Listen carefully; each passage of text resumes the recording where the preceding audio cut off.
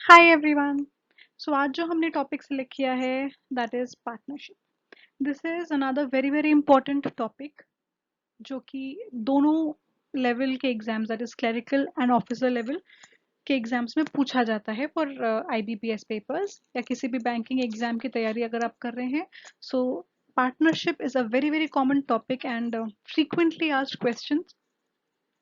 So let's see that what all tricks you can use or what all methods you can use to solve the questions on partnership. This is called the best part of arithmetic problems. Why? Because it does not have any formula of its own. आपने अगर पहला इसके पहले के videos देखे हो मेरे तो उसमें रेशियो एंड प्रोपोर्शन का टॉपिक कवर किया हुआ है। सो जस्ट वो रेशियो एंड प्रोपोर्शन के कॉन्सेप्ट्स यूज करते हुए ही आप ये पार्टनरशिप्स के क्वेश्चंस सॉल्व कर सकते हो। है ना बहुत मजेदार बात कि एक कोई तो ऐसा टॉपिक है जहाँ पे आपको अलग से फॉर्मूला नहीं याद रखना पड़ेगा। So directly we'll start with the questions because there are no concepts to be explained as such. So I'll try and explain you the concept through questions, through various types of questions. Gauri ने 10,000 रुपए से business start किया तो यहाँ पे हम हमेशा भी calculate the time in months even if it is said that the person continued the business for 1 year. हम कैलकुलेशन करेंगे keeping in mind 12 months. We'll always take 1 year as 12 months. And the assumption that we make is that the amount of investment remains the same until and unless it is mentioned otherwise. तो अगर बोला गया है कि गौरी ने business start किया है 10,000 रुपए से और उसने 2 साल तक बिजनेस चलाया तो हम ये मानेंगे कि दोनों सालों तक उसने 10,000 का ही इन्वेस्टमेंट रखा। अगर हमें बोला जाता है कि उसने 6 महीने बाद या 8 महीने बाद अपना इन्वेस्टमेंट बढ़ा दिया या घटा दिया तब हम उस 10,000 के इन्वेस्टमेंट को चेंज करते हैं as per whatever is given. Otherwise हम कांस्टेंट रखते हैं, हम ये मान के चलते हैं कि जो उसने जितने पैसे से उसने बिजनेस स्टार्ट किया था उतने ही पैसे से बिजनेस कंटिन्यू भी किया for the entire period of time.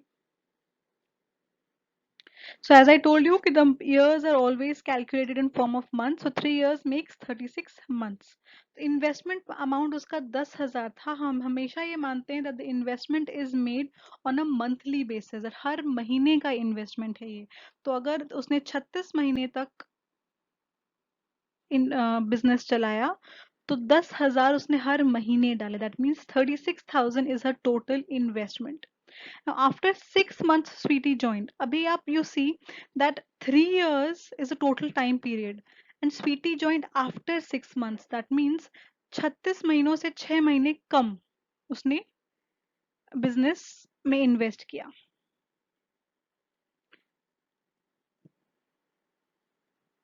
So Sweetie's investment will be 2.5 years because उसने 6 महीने बाद ज्वाइन किया। That is equal to 30 months, and her investment was 16,000. That means Sweetie's total investment comes out to be 48,000. 3 साल के बाद उन्होंने 49,000 gain किए। उनका पहला प्रॉफिट उनका ब्रेक इवन हुआ या वॉट एवर आप अज्यूम कर लो अपने हिसाब से, तो उनका जो प्रॉफिट हुआ 3 साल बाद वो 49,000 का था। तो अब हमें स्वीटी का शेयर निकालना है कि उस प्रॉफिट में से स्वीटी को कितना मिलना चाहिए। So the profit is always distributed in the same ratio as of investment. तो जिस रेशियो में उन्होंने इन्वेस्ट किया होगा उसी रेशियो में उनको प्रॉफिट भी मिलेगा। तो हमें हमारे पास अभी रेशियो दोनों का इन्वेस्टमेंट अमाउंट है तो इनका हम रेशियो कैलकुलेट कर सकते हैं। 36 3,60,000 एंड 4,80,000 का अगर हमने रेशियो निकाला it comes out to be 3:4। अगर आपने पहले वीडियोस देखे हो तो आपको पता होगा कि हमें दोनों नंबर्स को एक ही नंबर से डिवाइड करना है। हम ये नहीं कर सकते कि 36 को हमने 12 से डिवाइड किया और 48 को हमने 4 से डिवाइड किया। We have to divide both the numbers with the same number only. So in case your concepts for ratio and proportion are not clear, you can always go and check the other videos that are there on my channel. Ratio and proportion has a separate video of its own. So now हमें पता है कि investment का ratio 3:4 है, मतलब profit का ratio भी 3:4 ही होगा। सो अब हमें 49,000 को 3:4 के रेशियो में डिवाइड करना है।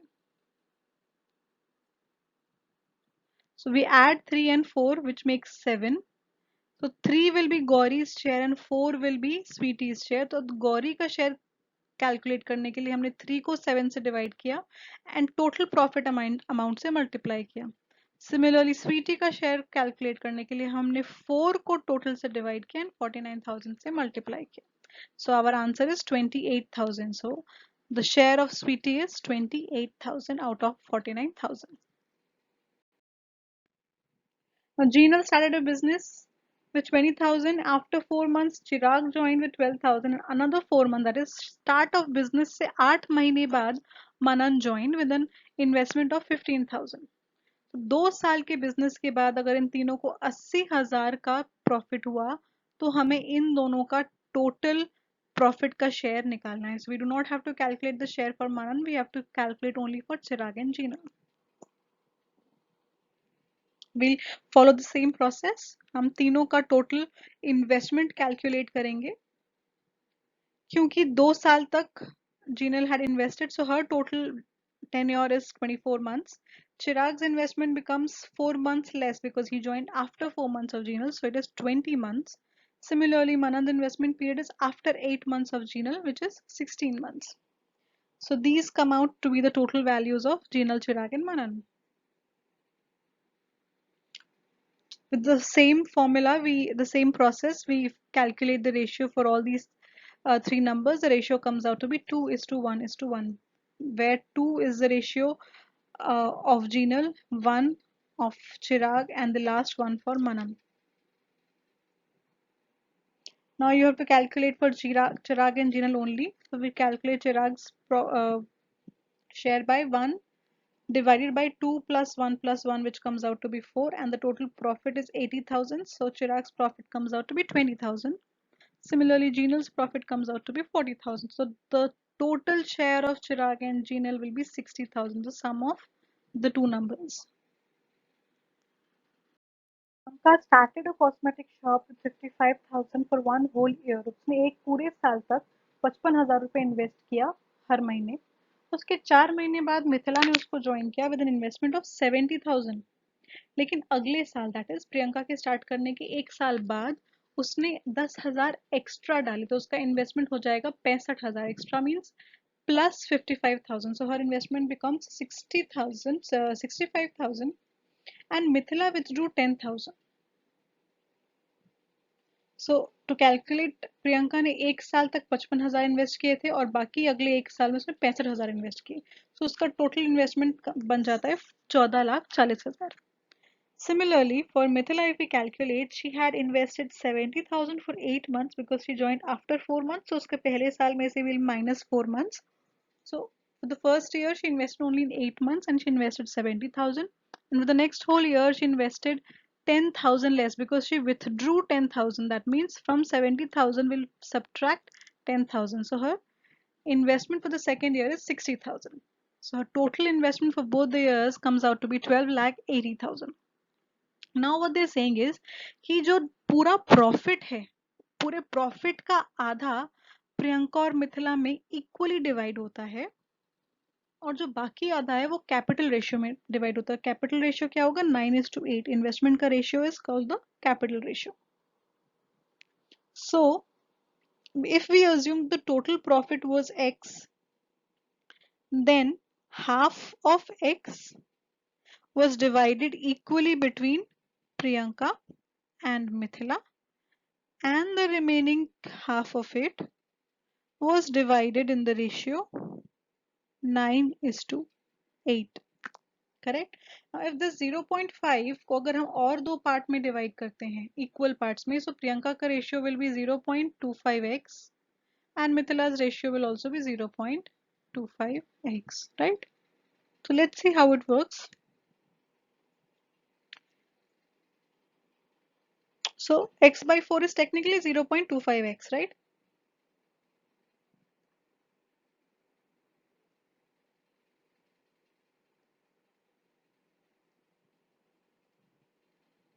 प्रियंका का टोटल प्रॉफिट क्या होगा? एक तो ये वाला part which is 0.25x which comes out to be x by 4 and 9 plus 8 is 17 और प्रियंका का शेयर कितना है 9 है, सो 9 और किसका निकालेंगे हम? बाकी ये 0.5x का। So, अगर हम ये कैलकुलेट करते हैं तो हमें पता चलता है कि प्रियंका का जो शेयर था वो 32375 है। So by using all these calculation, we find out that x's value is 62,900. So find the total profit. आपसे पूछा गया था total profit निकालिए, तो आपका आंसर 62,900 आ गया। So always remember, reading the instructions and reading the problem is very very important. So अगर आपने ये ध्यान से पढ़ा होता कि किस रेशियो में या किस तरह से हम पूरा प्रॉफिट डिस्ट्रीब्यूट कर रहे हैं, तो आप आराम से उसका इक्वेशन बना के सॉल्व कर सकते हैं। It's not that rocket science, you can easily solve it if you clearly read between the lines.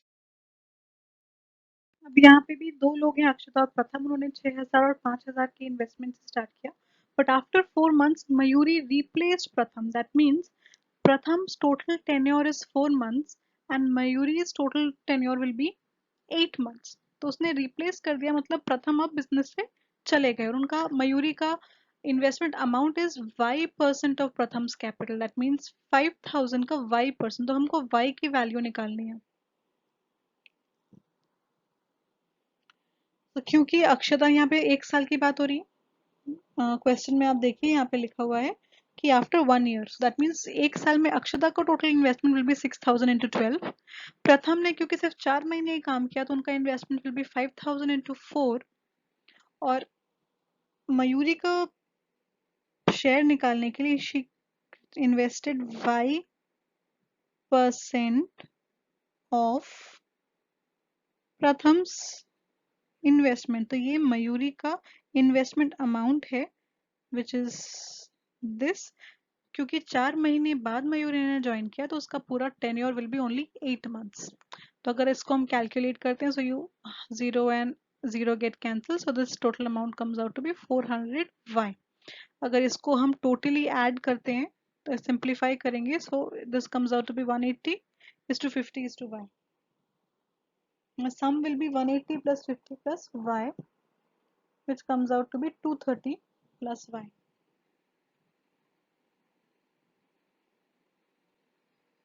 तो यहाँ पे मयूरी का शेयर कितना था? सिर्फ y था, तो y upon 230y। The total profit is 2,40,000 and उसका profit share is 56,000। So we put all this information into this equation और हमें y की वैल्यू मिल जाती है 70। That means Mayuri started with 70% of Pratham's capital.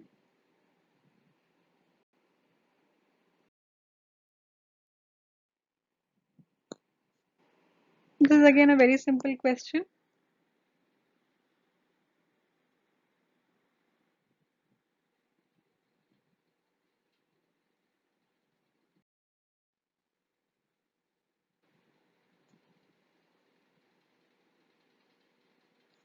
ये सिर्फ प्रैक्टिस के लिए, आपको आई होप कॉन्सेप्ट अभी तक समझ में आ गया होगा।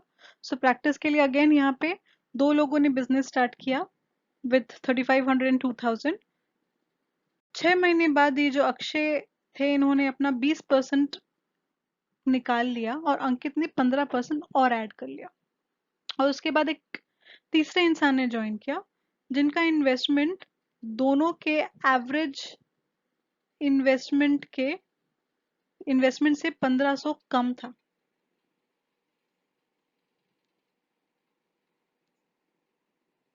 So this is the entire method that we use. Read it carefully, and if you do not understand anything, you can always ask in the comment section. You can also directly message me on the channel. So now the investment, तीनों का investment amount हमें पता चल गया, तो उसके basis पे हमने उनका ratio निकाल लिया, the ratio of investment।